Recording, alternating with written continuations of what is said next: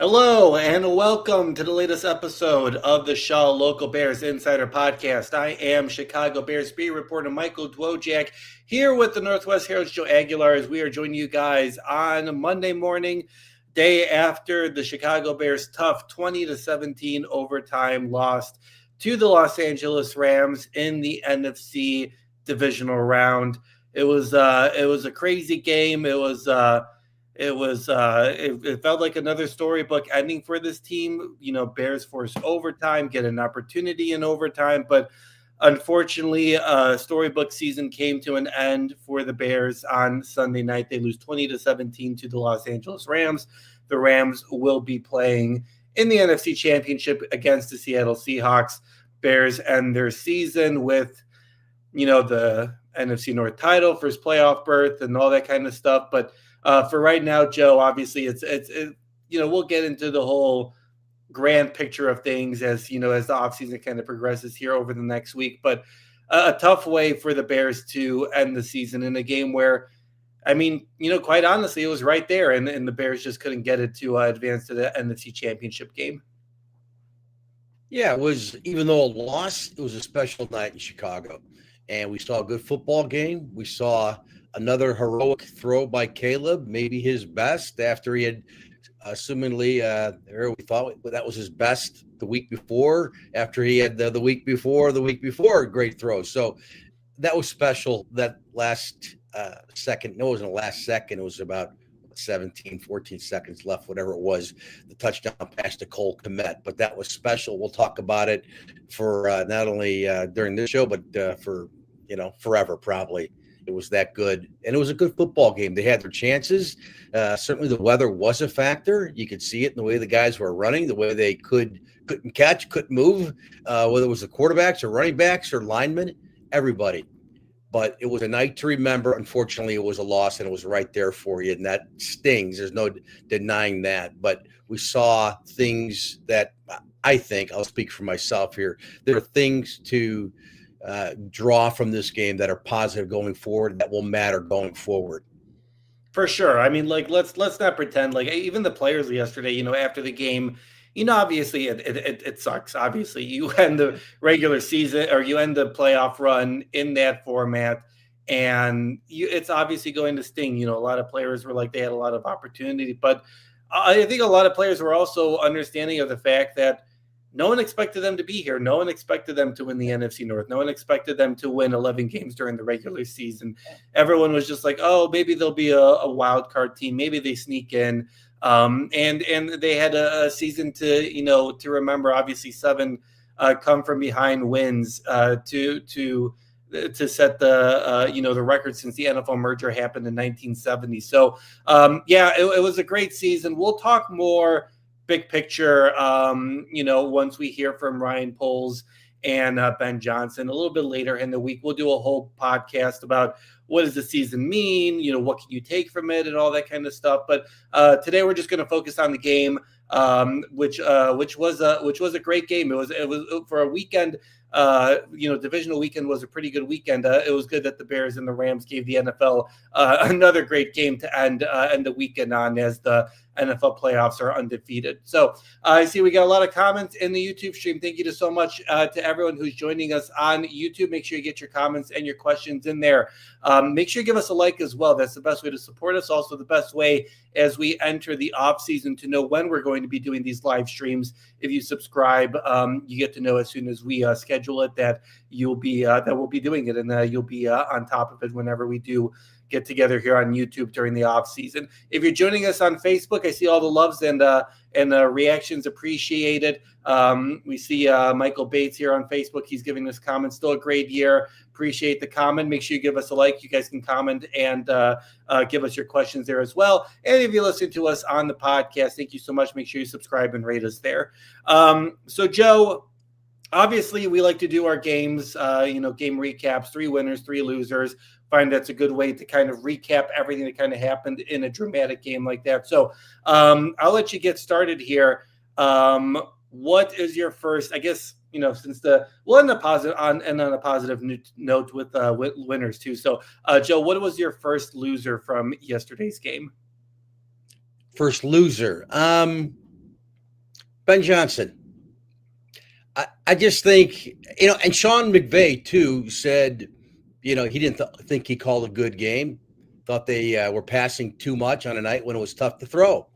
And, Ben Johnson, look, the running game wasn't good last night. Credit to the Rams. But I just didn't like a lot of the play calls. And, it's like if you're going to be aggressive, and he says he's going to be aggressive, get used to it, going forward on fourth down. You got to have better plays in your playbook. You have to have better plays where you design plays to make easier throws. We're not, like a lot of these, third and short, fourth and short. That's a great position to be in, especially third and short. But you don't, there's got to be easier throws. You don't have to have the 20-yarder downfield all the time. That'd be nice. You can't be too predictable. But, man, there's just too many, I see, difficult that are being required by Caleb on these fourth and short. First drive of the game. I mean, take the dang points there. When they're on the 21 and it's 4th and 2, you're at the 21. Kick the field goal. Look, I like aggressive play calling. Let's go for the touchdown, go for the dagger early, late, middle of the game, whenever. But at first I thought, well, maybe the winds are so bad down at Soldier Field that even kicking what would have been, you figure about a 37, 38-yard field goal for Cairo on that first drive. Maybe that's just, the winds are swirling, whatever. I wasn't there. It's too tough, so let's go for it. But then he kicks later, and he kicks a 48-yarder. You know how reliable Cairo Santos is, Michael. I take the points there. I know you figure like we're gonna have to score a lot tonight to beat this Rams team, but take the points there. There's just, and I hate I don't dislike the cliche. It's true, but they say you're leaving too many points on the field. They did it again, even late. Like when they're down at was it the 2 or the 3? It was the 2 when Swift got up ended there. I understand going for it there. Like it's late, you're down a score, you need a touchdown, but they failed. The linebacker breaks up the play on the goal line, and the play I think it was intended for Burden. There's just too much of that, and this matters. So I didn't think Ben Johnson had a great game, and I think we've seen that at times this season with him, where you do question the play calling. I just think the offense, they've got to be better in those short yardage situations. And if you're going to go for it, you got to come up with your tush push, or you got to get something that's more reliable than what I've seen on some of these short throws and short yardage situations where you need to convert to continue the drive. Yeah, I mean, I would agree with you. It's the reason why you lost the game, right? Like you were able to move the ball up and down the field fairly easily on that opening drive, and then in hindsight, I would agree with you on that first drive. On that first drive, I think we went into that game thinking, man, this is going to be a shootout. So I understood why Ben kind of went for it on that first fourth down. And I think you saw later on in the first half when they did go for the field goal, Ben realized, oh, my defense is actually showing up today. I'm going to take the point. So I do think he adapted there. I do think that at the beginning of the game, he was kind of like, okay, like we got to get points here. We got to like get the momentum going.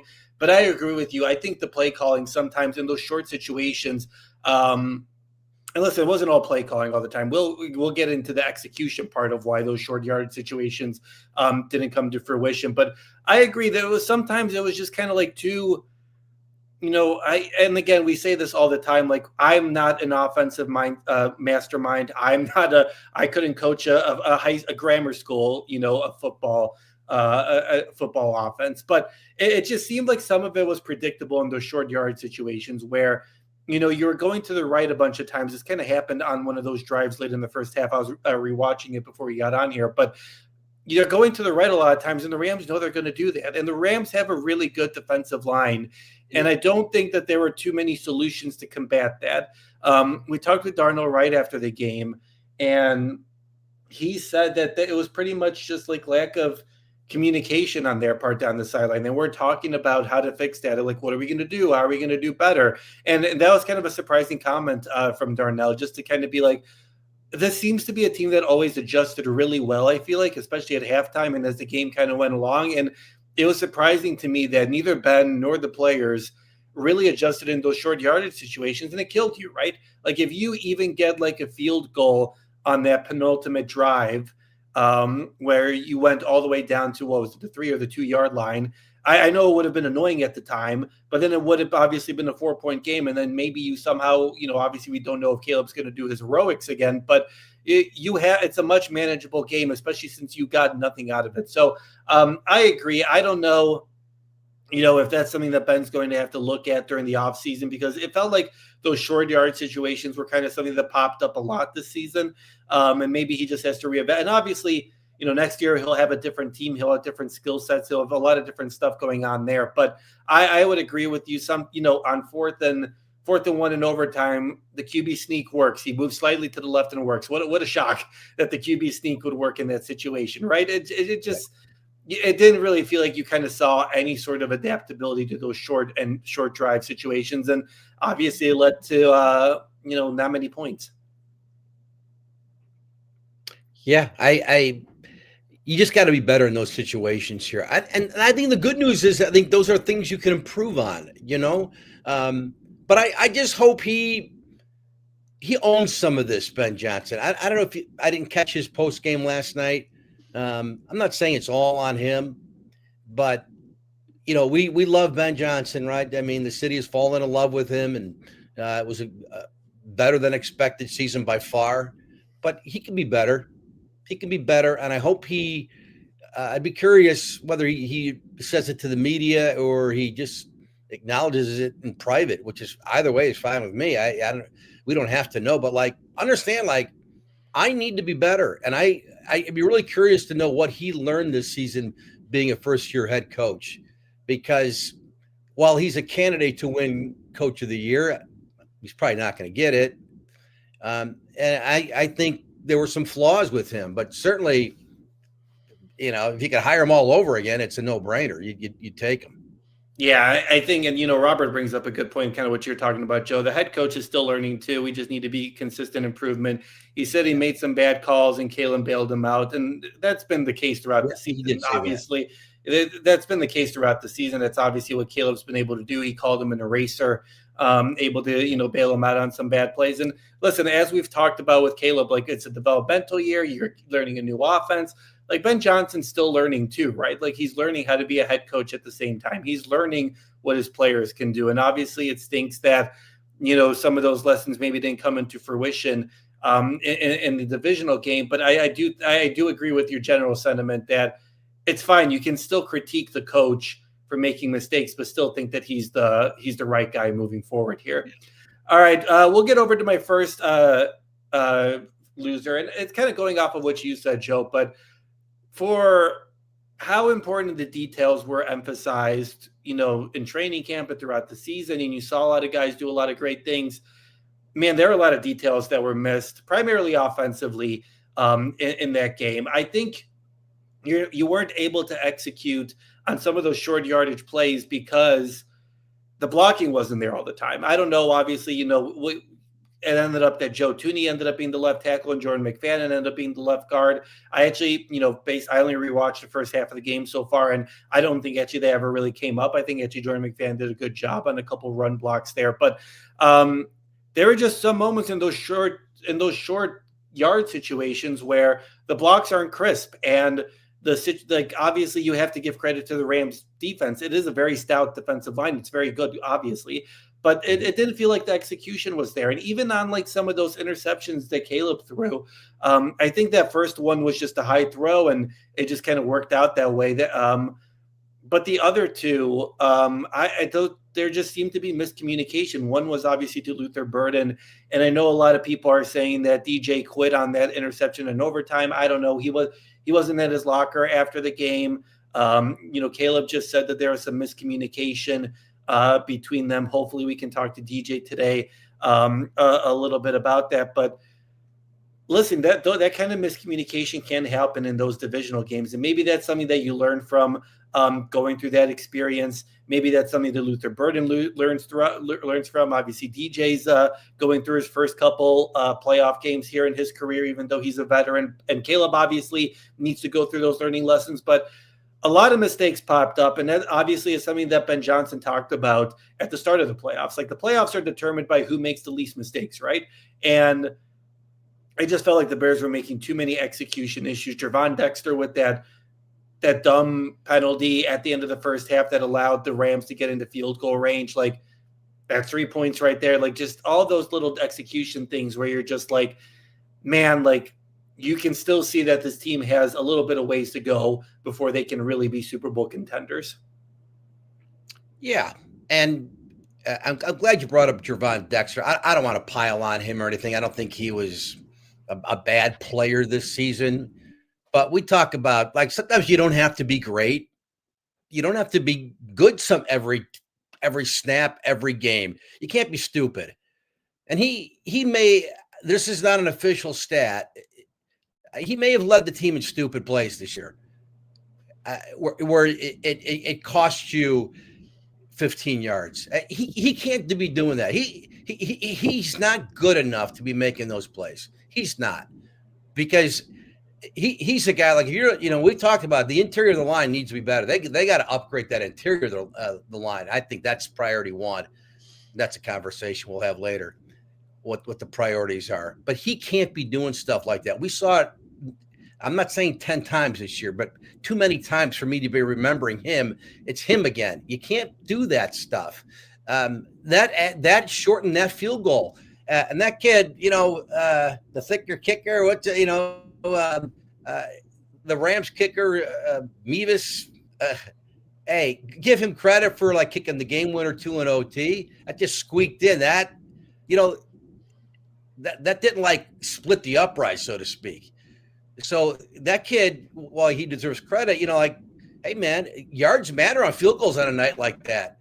And that was the end of the half where he made that play, Dexter, and ended up, they kick a field goal, you go into halftime 10-10.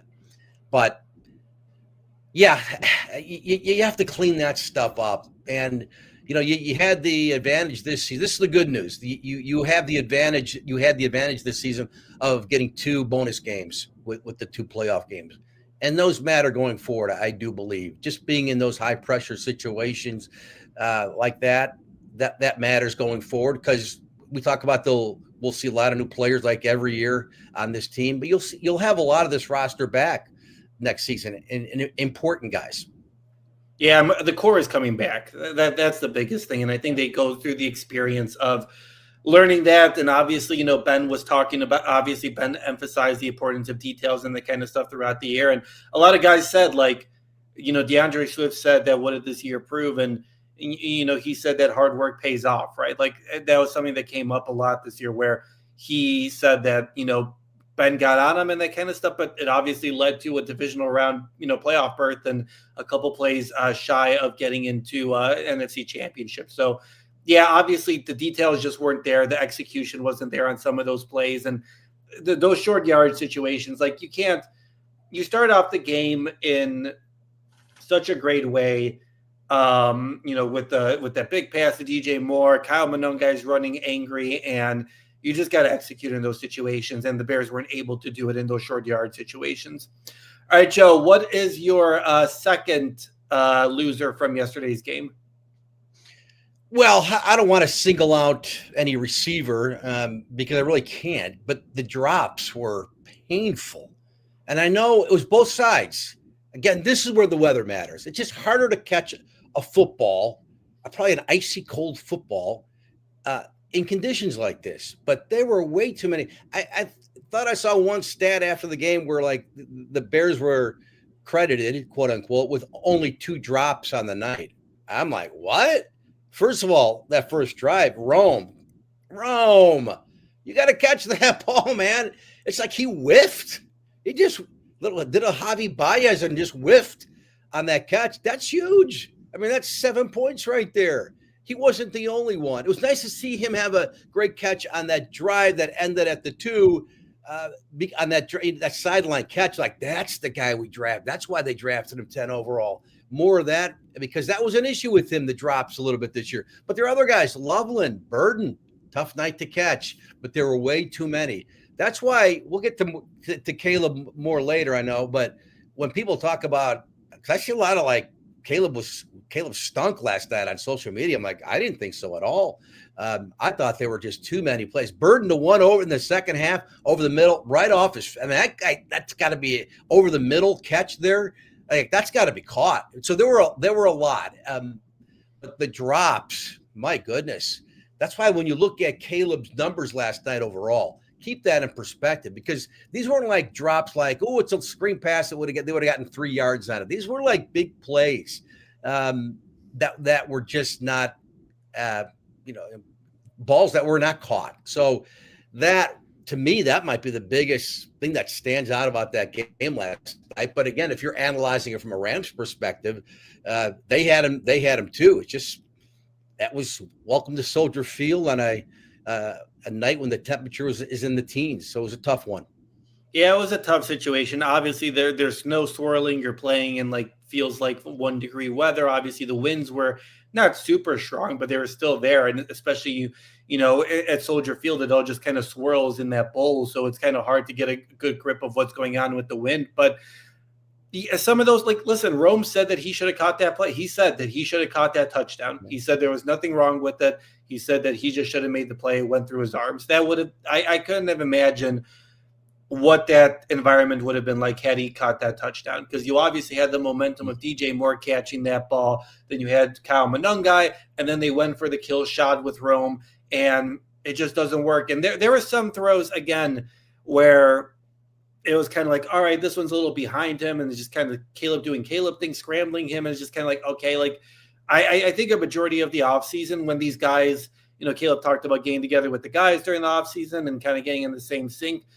They just got to practice like scrambling, because I don't know how you kind of get ready for those situations where Caleb is scrambling and he's firing a 100-mile-per-hour fastball at you, and how you're supposed to adjust, right? Like, so some of that is on Caleb, but there were some drops yesterday. Yeah, I would agree that you just got to catch it if you want to win an NFL game. It derailed drives. It derailed the momentum that the Bears had. And it was something that popped up a lot, for how sure-handed Colston Loveland was throughout the year. That he had some drops for how much Rome is supposed to be like the number one wide receiver. It was another common refrain we've had with him, right? Where he's made some drops where you just have to make some catches in those key situations.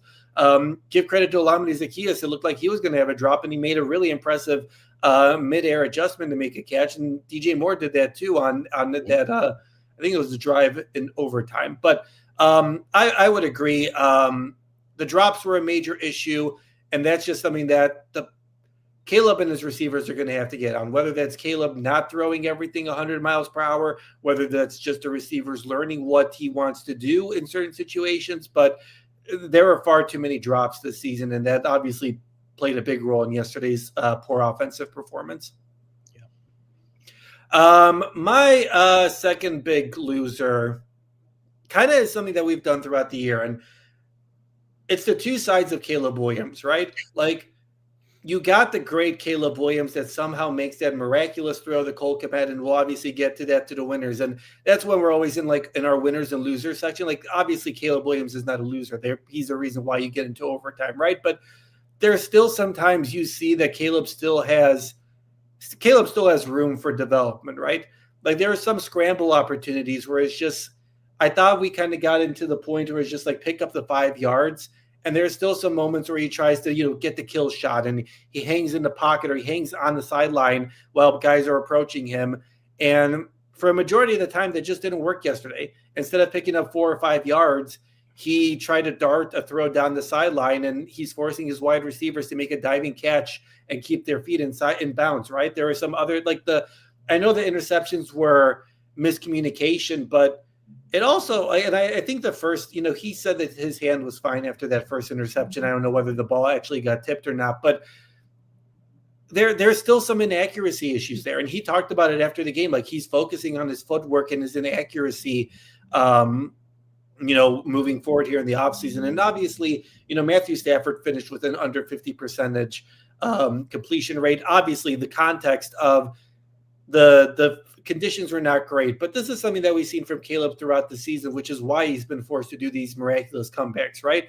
Like the accuracy isn't there for some reason sometimes early in the game. The gimme throws are not there for some reason. He's still not seeing the easy throws. The interception to, again, Monday morning quarterback over here, I can see that, some running back and Zacchaeus are open on that interception to DJ Moore. Obviously, it's easy for me to look back at it now, but there's still too many times where you see the easy pass just isn't taken for some reason. He made progress. He did a good job of going through his progressions compared to where he was at the beginning of the season. I'm not trying to downplay that, but yesterday was a good example that there are still things that Caleb needs to work on here over the offseason as he gets more comfortable in Ben Johnson's offense here in his second year.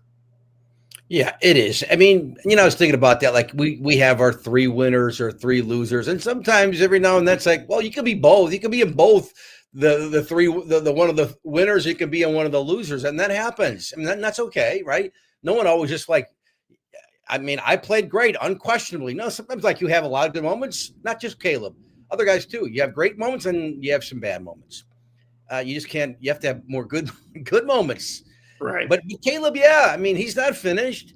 I just look big picture because that's where I'm at. That's where I'm at this game. We can overanalyze this, and we'll continue to analyze this game in particular. But I look at Caleb as the things that he needs to get better at. Can he get better at that? Like, are you asking him, like, can you throw the ball farther? Can you jump higher, run faster? Some guys like, nope, this is all I got. This is my max athletic potential. The things he's bad at, the things you were just mentioning, the things we've been talking about all year, he can get better at those things. I don't think it's like, well, this guy doesn't have the skill set, the mindset, the emotional area, the intelligence to get through this. I do believe that 100%. And so if you're thinking, can he get better next year? If you're in the camp, I'm in the camp 100%. Absolutely. There's still more room for potential where it's not like, no, this is it. This is Pete Caleb. Get used to it. This is what you're going to see if the guy plays 15 years in this league. No, there's room for improvement with him. I think he will improve. So the heroic stuff is fantastic. It makes for great conversation. We love seeing it, but I just would like to see it. I don't know if it's all Caleb or if it's with the play design, getting on the same page with the receivers, everybody, which, it's basically year one with this group together, this offensive group, the skill guys. That can improve, but I just want to see some easier throws where he doesn't always have to be heroic. Just some easier throws. Like you watch Jordan Love play, and there's something like the guy is schemed, he's wide open. It's a nice little soft throw, like you're throwing a Nerf ball to your buddies in the backyard. More of that stuff, because if you can get that, that's the hard part, or the easy part. It should be.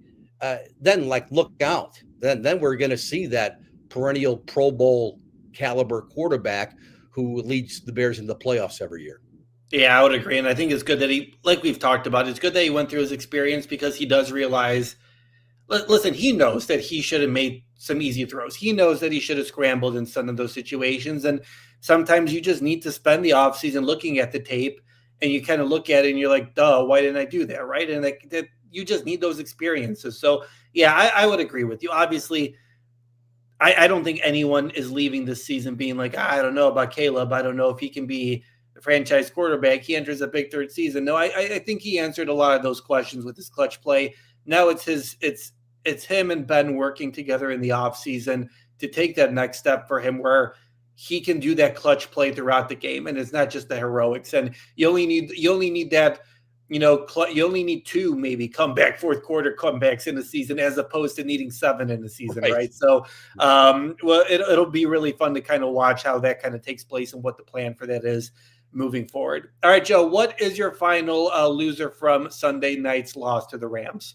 It's a good question. I really don't think there were a lot of obvious, man, that stunk. I think there were almost more positives. So the loser, I think, is just the fact that you had a chance to win a football game. Now, this is the part that stings, right? Because it was an entertaining game. The throw to Komet, oh my goodness. I can't get enough of that.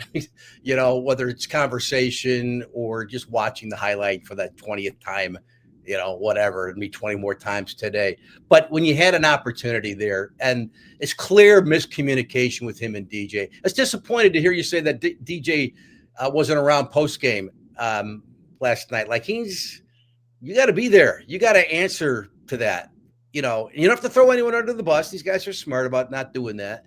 And we don't know, like, obviously, like, I think DJ got banged up a couple times in that game too. So I hope that's all it was. Maybe it's medical. Like, I'm not going to be here in this. I'm just saying that he wasn't there. I don't know why he wasn't there.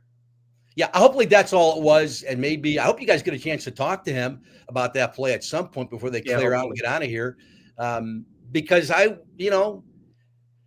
that's tough. That's the part. Besides, to me, the thing I think I'll remember years and years down the road is that throw to Kmet.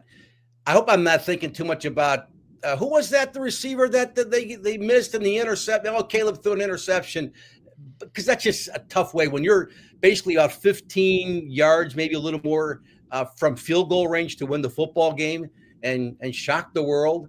I did think it was funny, by the way. I saw this one of the local guy, Nate Atkins, who covers the Rams, I think for the Athletic, and he retweeted a quote by the defensive back, Lake, said, "Not cold enough," because all the Rams were hearing like, "Oh, you're going to go to Chicago and freeze, and you're going to lose. Too bad. Go back to sunny California," and they did win anyway. But loser was just not being able to finish there when you're so close. You're rolling. I don't think it was a bad play call. I have no problem with them going for a kind of a dagger throw where you're definitely in field goal range and just set up where Cairo wants to kick the ball and kick it and advance to the NFC Championship game. You're that close. So that stings. And then Stafford, who didn't have a great game. Gee, I wonder why. It was 8 degrees, whatever it was. He does just enough to get them just enough in field goal range, because again, that kick at the end, that wasn't splitting the uprights. That just kind of boom, it snuck in there to the left side. But then you don't want to give the ball to Stafford. The resume with him, fourth quarter, late game comebacks, whatever. So that was just. That left, it stunk to lose that way, especially after, my goodness, the defense gave you another stop in overtime. So just the way it ended from the Bears' perspective on offense, I'm not blaming anybody. It's football. It happens. The kid who played a safety, the Rams safety, Cam Curl, love that name. He had a great game for the Rams, and he made a nice play, and listen, he baited Caleb, and that was a great play. He baited Caleb. He was hidden, and then he just made the pick. It was a great disguise in that moment. And Caleb said that he and DJ were not on the same page there. So you can analyze that play all day too, but that's just tough way when you're that close, especially after the heroic throw by Caleb at the end of regulation. Yeah, I'll echo that with my last loser and kind of build a bridge to our winners here. It's a missed opportunity. Like, it just is. Like, I know we're all feeling great about the Bears, and I think everyone is kind of like, all right, this is probably the launching pad. I've heard people say this is the 2015 Chicago Cubs. Like, this is a team that kind of learned how to win, and then they come back, make some additions or whatever. But listen, Cole Kmet kind of said this after the game, like, next year isn't guaranteed. Yes. Like, you're not, like, the NFL has shown, and this is why I think we all love the NFL, is because you don't know what's going to happen every single season. A team that is good one year does not, like, the schedule is set up where the Bears are playing a first place schedule now next year, and they're going to have a harder schedule next year. I don't think any team in the NFC North is taking a step back next year. If anything, everyone's taking big improvements.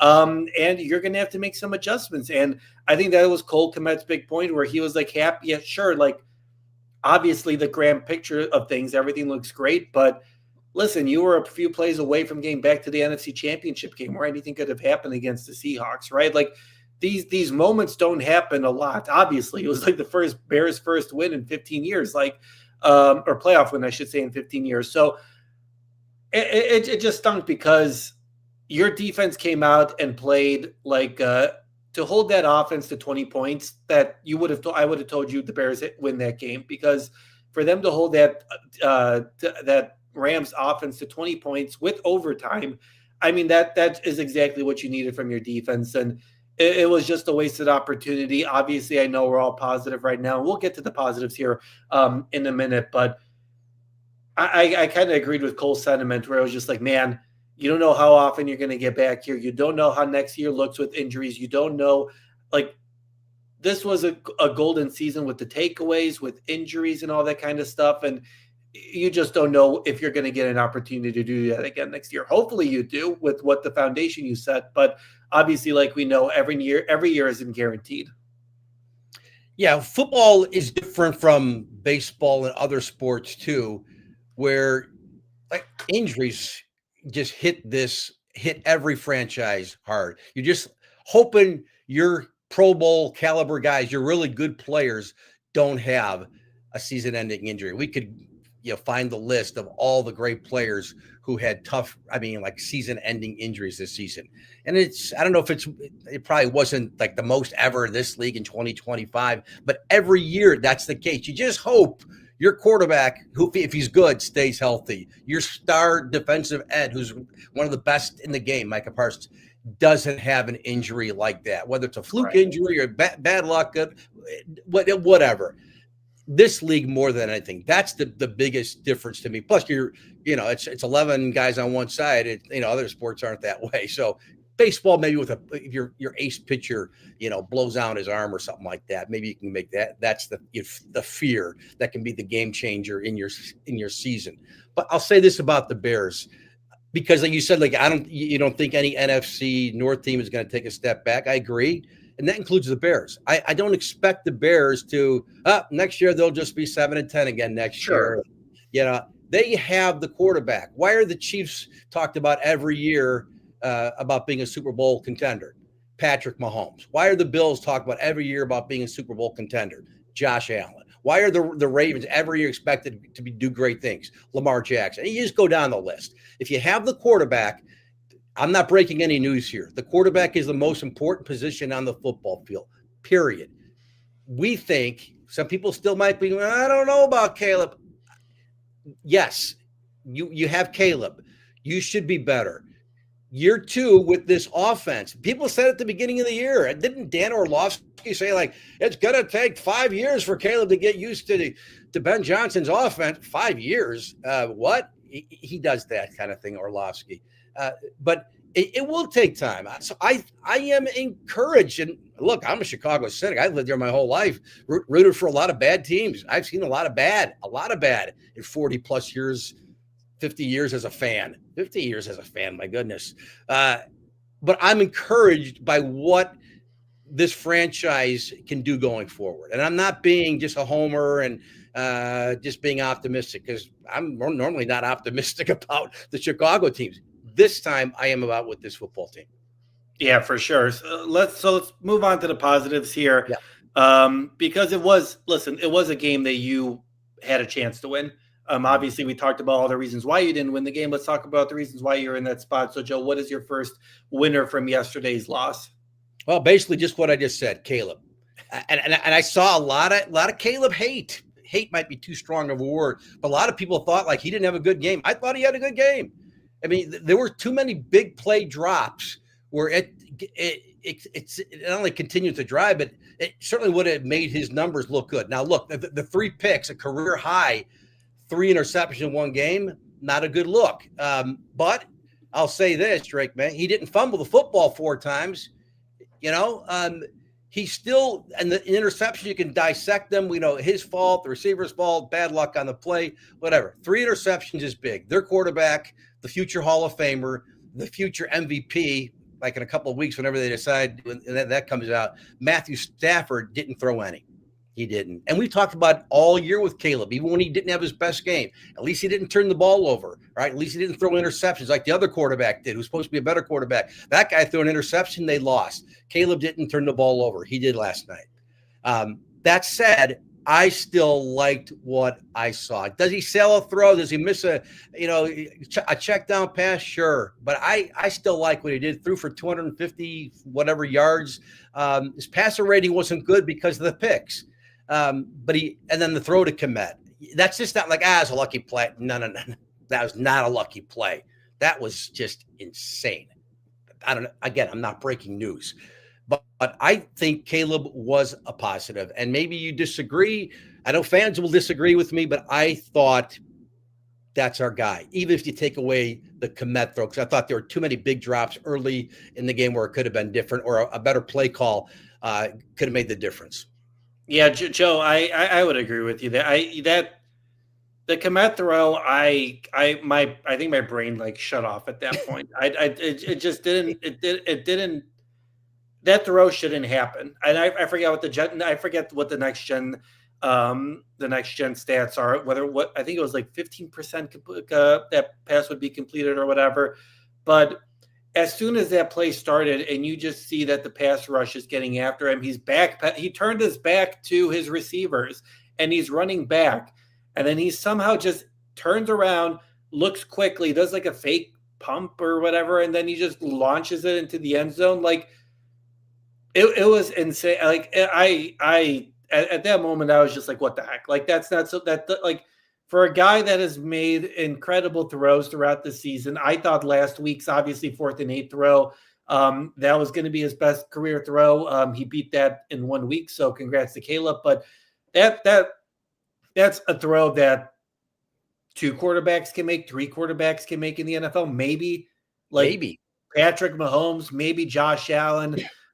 Maybe Lamar Jackson, with his escapability and that sort of stuff. But that's just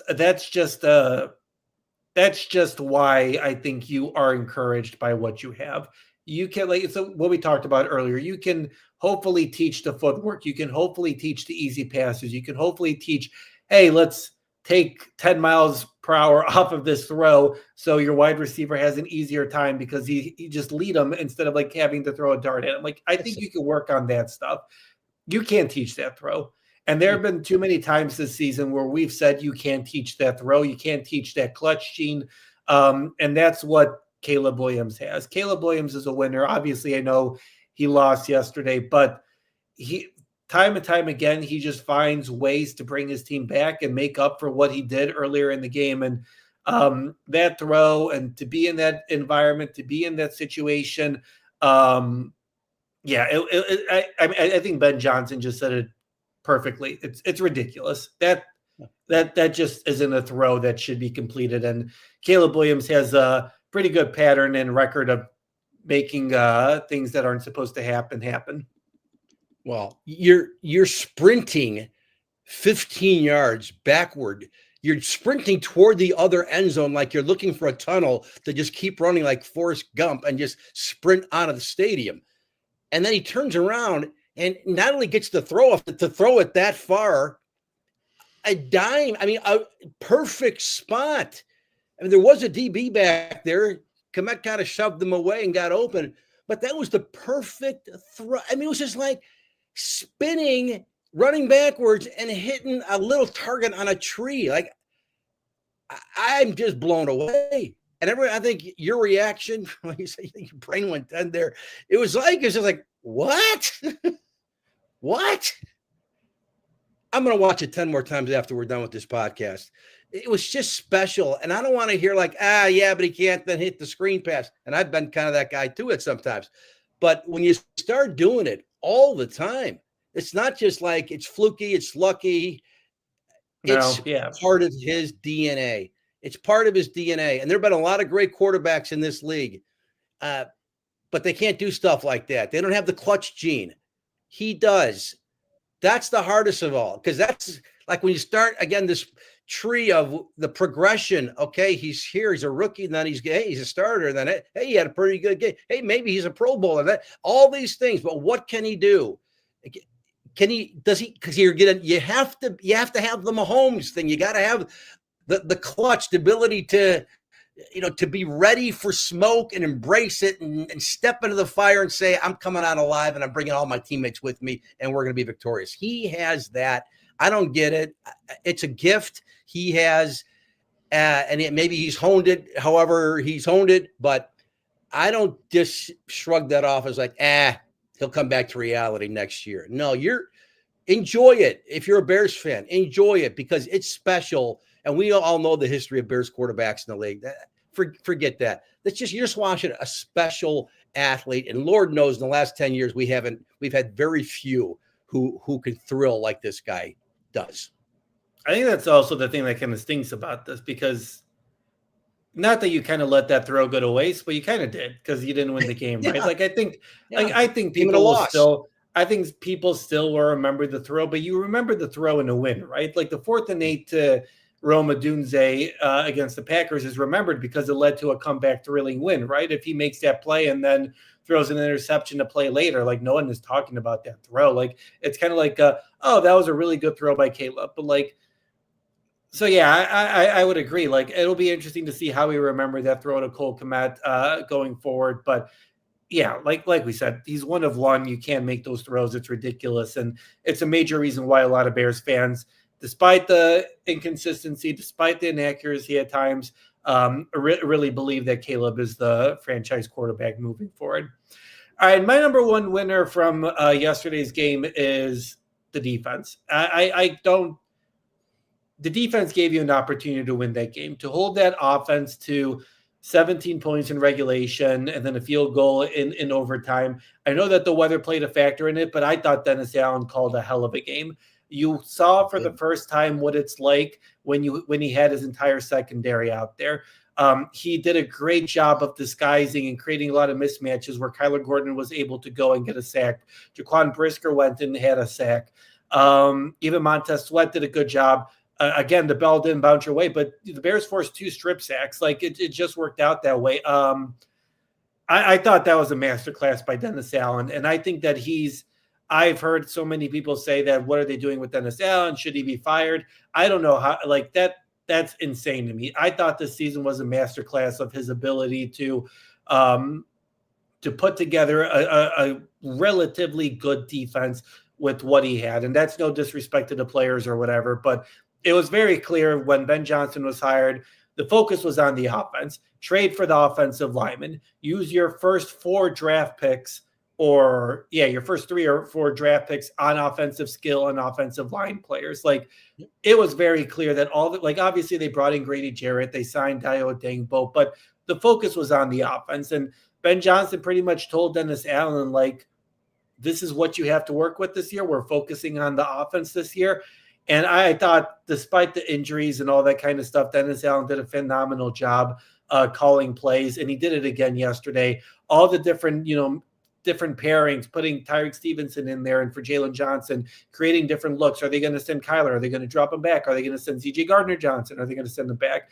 I thought it was a phenomenal performance from the defense. I know that they let the Rams go down the field to score the game-winning field goal, but guys, like, they forced a 3-and-out to start the overtime. I'm sorry, that's enough going against this offense. Like that's why I think Ben Johnson was so disappointed and called it a shame, because he knew that the defense put on a great performance against that Rams offense that's the best in the league. Yes. Dennis Allen needed to have a big game too, right? I mean, I don't think their defensive shortcomings this season were all on him by any means. I mean, the guy's a proven coach in this league from the defensive side of the ball. He's good at what he does. There wasn't a lot of talent, especially when guys were getting banged up. But boy, it was fun to see that secondary play like it did, because we thought we'd see that all season, but injuries said it's not going to happen this way. And you know what? It may have been their best defensive game of the year. Without a doubt. I think it's their best defensive game of the year. Yes. And how many against that offense? Like that's insane. And how many turnovers did they have? None. So all the talk, and we've talked about it too, if they don't get turnovers, they can't win the football game. Well, they had none last night, and they almost won the football game. Amazing. It was Michael, pressure. We saw pressure in the first half. What? They somehow created it. It didn't come from the middle, I can tell you that. But it was a good job, yeah. And Montez Sweat, he had the sack, the forced fumble. He was good too again. Good for him. said again, you remember what guys did in the playoffs, every sport, right? You remember, yeah, that guy had a good regular season. Playoffs, he disappeared. We stunk. We lost. No, he had a good game. And then there's more. I'll get to my first or my second winner, I guess, here in a second. But overall, boy, wasn't it fun to see a Bears team playing good defense? It was just great to watch.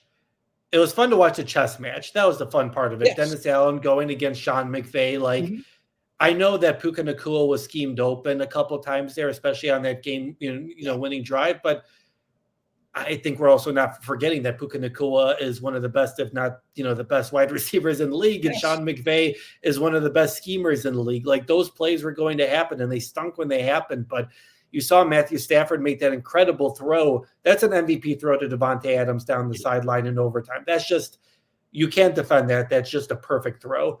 Kudos to Dennis Allen. Kudos to the defense.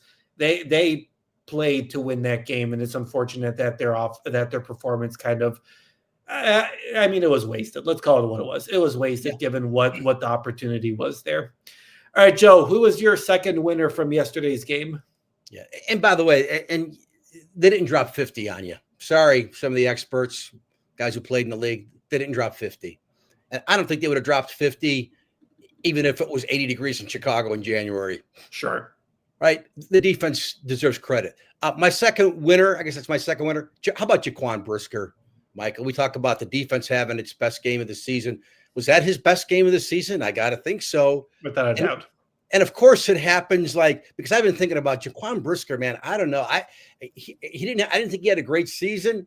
And I'm thinking, he's a free agent. Do you want him back? I don't know. And then you see him last night. I'm like, oh, yeah, that's old Jaquan. We got to have him back. I don't know what they're going to do. He's a free agent. Byard's a free agent. You're going to bring them both back? Do you want to bring them both back?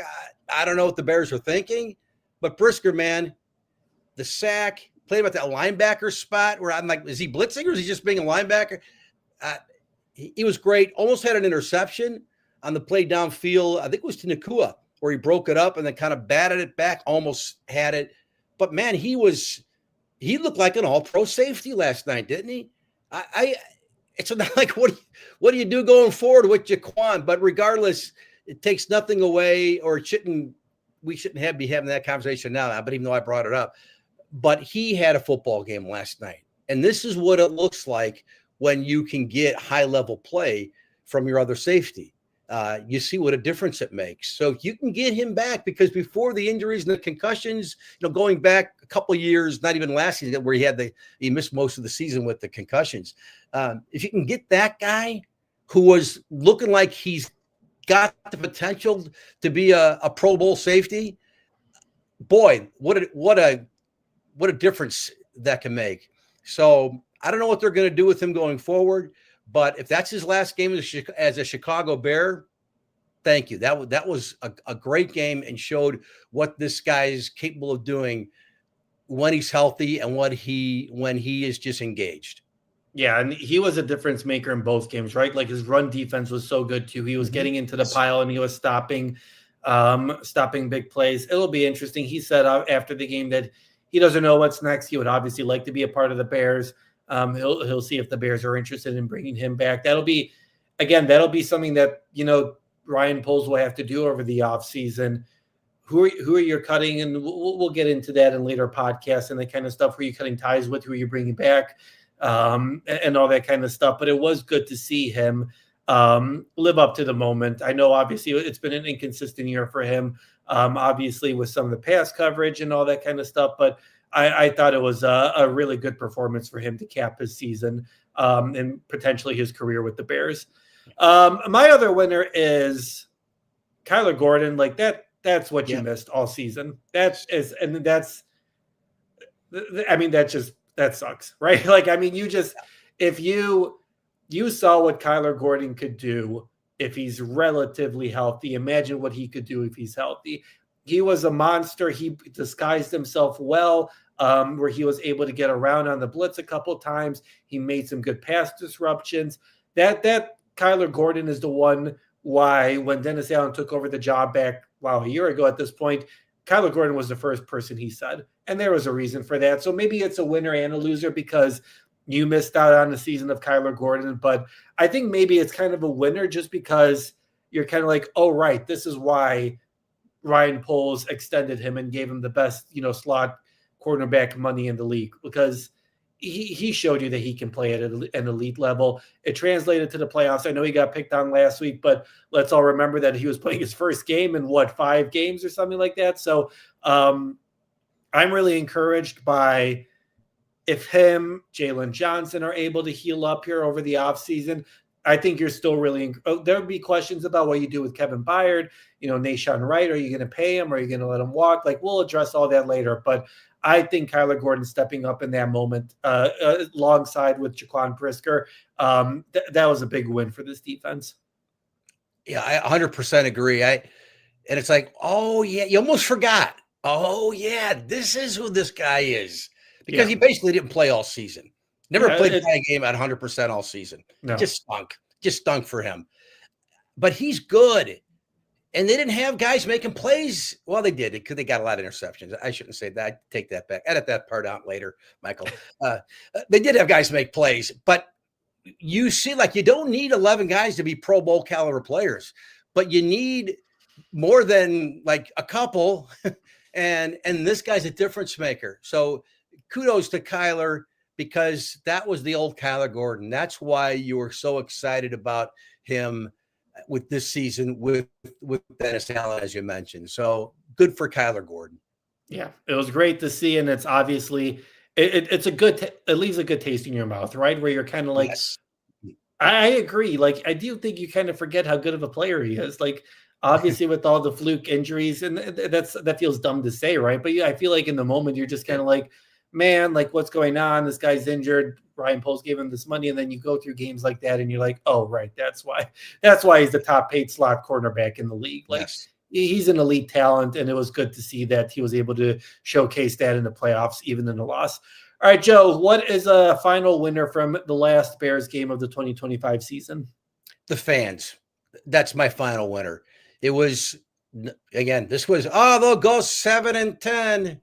They'll finish last again. So, look, after every loss, it stinks. I don't care if you lose 52-21 week 2, or if you lose a heartbreaker in overtime, one play away from going to the NFC Championship game.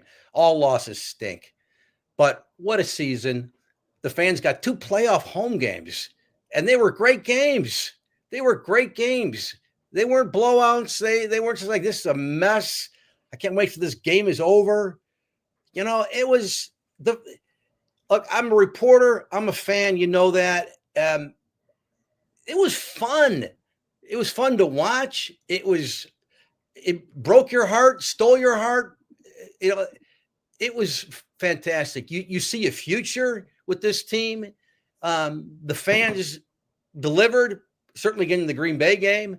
Someone had said, I think it's like, I don't know if the fans were as loud as last night. I don't know. I wasn't there. I don't know if the press box was shaking again, Michael. But wow, that was fun to watch Bears football. It's sad that it's over, because I want to see the Bears play again this week. Yeah. I want to see it keep going, like every Bears fan. But it was a treat. Chicago sports have stunk for the last 10 years. Blackhawks, don't get me started. Bulls, and I don't have to say anything to anybody. White Sox, Cubs have been better. Good. Bears have stunk for too long. Not this year. This was a fun season. I could watch an hour of just Caleb throws on a video or on a YouTube channel and just enjoy that, whether it's today, tomorrow, this summer. Enjoy it. I hope the fans can look at it big picture. And at the end, I'm not saying, but I mean, think about Buffalo. Think about the poor Buffalo Bills fans. Like, you got your quarterback, you ache for those people. This was like house money the whole year. And it was so much fun. I'm not really great at remembering season by season by season. I remember the 2008 Bears. I'm not good at that. I think this season, though, you'll, as a fan, as a reporter, you will remember this season. So the fans are winners. Yeah, no, I don't. This is an unforgettable season. There have been too many wins that I think there are too many wins from the season where a lot of people are like, oh, that's my favorite win. And it was like, whatever, like, like, think about it. Like, I was thinking about it yesterday, like leaving the press box. Like, it all kind of started with that Raiders, blocked kick, right? And you're just kind of like, you're kind of leaving that game, and you're kind of like, oh, that's going to be the craziest game I cover. You're like, how did the Bears do that? And then they just keep on doing it throughout most of the season. But I would agree, it was great atmosphere. Jim Cornelison did a great job with the national anthem. That first drive was great, and then it obviously hit a clunker. And then obviously the overtime, fans were into it. I would agree. To go through those conditions, obviously below freezing feels like, and all that kind of stuff.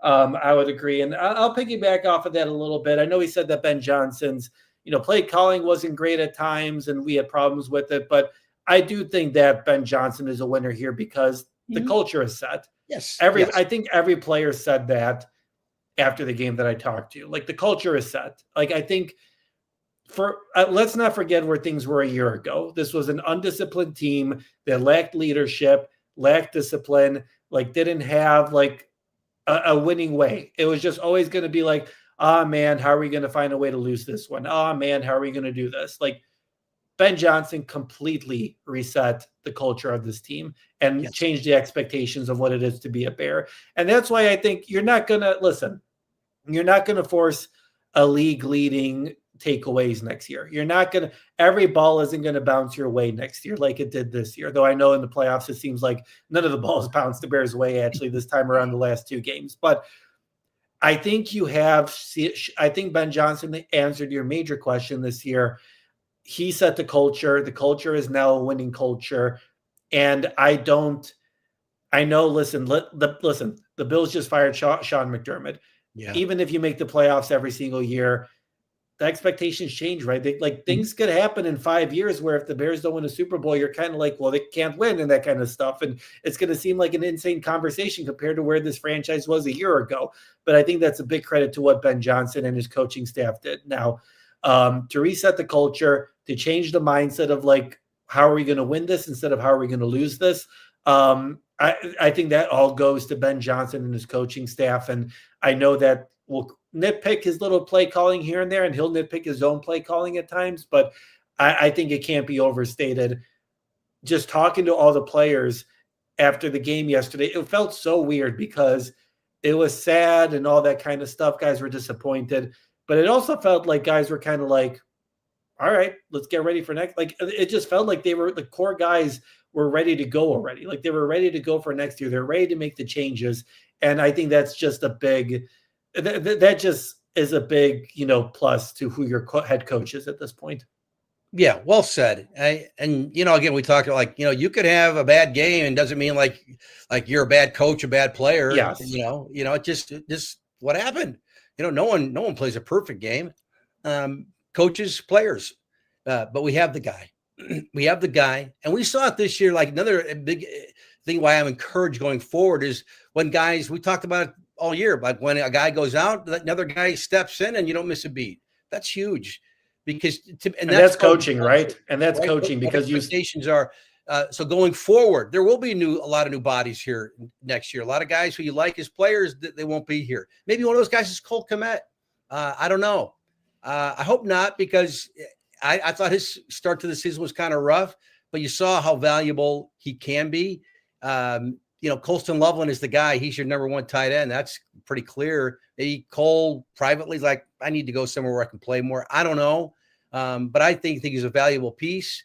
So there might be some guys who are gone that you really like, and you're sad to see him go. That happens all the time too. But the core is here. They will address the defense in the draft. They're not drafting a running back wherever they're going to pick in the 20s. They're not picking a running back. They're not picking a quarterback. I don't think they're picking a wide receiver. Maybe they will. I don't know. But they're going to draft defense, and maybe they go out in free agency and help the defense. They got to shed some money. They'll figure it out. But there's reasons to be encouraged, and the top two reasons are the quarterback and the head coach. And those are the two major questions you had heading into the season, right? And it's like you said, I feel like we've said that like everything else is house money at this point. You answered your two major questions. Obviously, the season ended in disappointing fashion, but I don't know how anyone could possibly say that the season was even close to a failure or a midseason. Like this was a year many Bears fans won't forget. It didn't end the way they wanted it to, but I think a lot of fans are encouraged that this is the stepping stone, and I think a lot of players are encouraged too that this is a stepping stone to sustained success, something that this Bears organization hasn't had since like maybe the late 2000s with Lovey, but probably the 80s, right? Like that's the last time this Bears franchise has had sustained success. I mean, the Bears haven't been to the playoffs in back-to-back years since 2005 and 2006. Like the standard is pretty low at this point. So I think that Ben Johnson and, like we said, Caleb Williams would do a good job of learning from this season, learning from this game. I don't think they're going to forget this game. I don't think Caleb's is going to forget this 3 interception performance. I think that this is something that fires them up moving into the offseason. And I also think with free agents, ultimately, like every sport, the free agent picks the team that pays him the most money. I get it. Follow the money. But I think guys will want to be here. Like Chicago, man. Like a year ago, did you think, oh man, I want to play for the Bears? I know it's a great city, but you want to play for the Bears? That messed up organization that can't get it right. Well, now, and just in less than a year, look at this organization. I think guys will want to play here. Guys like, yeah, man, I want to be part of that Ben Johnson mojo and the good, better, best thing and that vibe. Chicago, you see that the fans finally had something to cheer about, and now you see how crazy and fanatical this fan base is. I want to be a part of that. So maybe that helps you land a big fish in the off season. We'll see, but certainly, and again, I'm not a homer guy. Like I'm realistic. It's like with my kid. Like I'm not going to tell you she's all this. I'll tell you where she's weak. I just try to live in that space, and I'm going to try to keep it real. And I'm not being a homer when I said the arrow is up on this franchise. And stay healthy. Yeah, that's out of everyone's control. But let's go into the offseason feeling good because it's been a long time. All right, guys, that's everything that we got for this morning's podcast. Thank you so much to everyone who listened to us. Appreciate all the comments in the live stream. Make sure you give us a like, hit that like button there. That's the best way. And subscribe to our podcast and live stream. That way you'll know whenever we'll be going live. Now, as we head into the offseason, our schedule is going to be less consistent than it is obviously during the regular season. Appreciate all the love on Facebook. Appreciate all the comments and questions there. And if you're listening to us on the podcast, thank you so much for listening to us there. Make sure you subscribe and rate us. We really appreciate everyone who joined us on this crazy ride. There are a lot of crazy recaps this season, Joe. There was a lot of memorable moments we talked about. It was a lot of fun. All right, so I'm going to Hallis Hall up here in the morning. We'll talk to players as they are leaving. We are expecting to hear more from Ben Johnson and Ryan Poles as they kind of wrap up the regular season and the playoffs here later in the week. We will do a live stream after Ben Johnson and Ryan Poles talk, and we'll do our kind of year in review podcast then. We're hoping to do some off-season stuff as well. We'll look at position groups. I guess we'll get started on draft and free agency and that kind of stuff. Maybe we'll wait a couple weeks before we get into there. But it is kind of insane. I looked at my calendar. It's like in a month you're going to Indianapolis, and I was like, oh, okay, cool. There's the off-season pretty quickly here, especially when you're covering a playoff team. And obviously, it looks like the Chiefs are already sniffing about bringing Eric Bieniemy back, so there'll be a lot of coaches are going to get poached from this coaching staff as well. So there'll be a lot of stuff for us to talk about. So thank you so much to everyone who joined us this morning. Appreciate all the talks. We will communicate with you guys when we'll be back later on this week. But until then, hope you all stay warm. Have a good rest of your week, and we will talk to you folks down the road.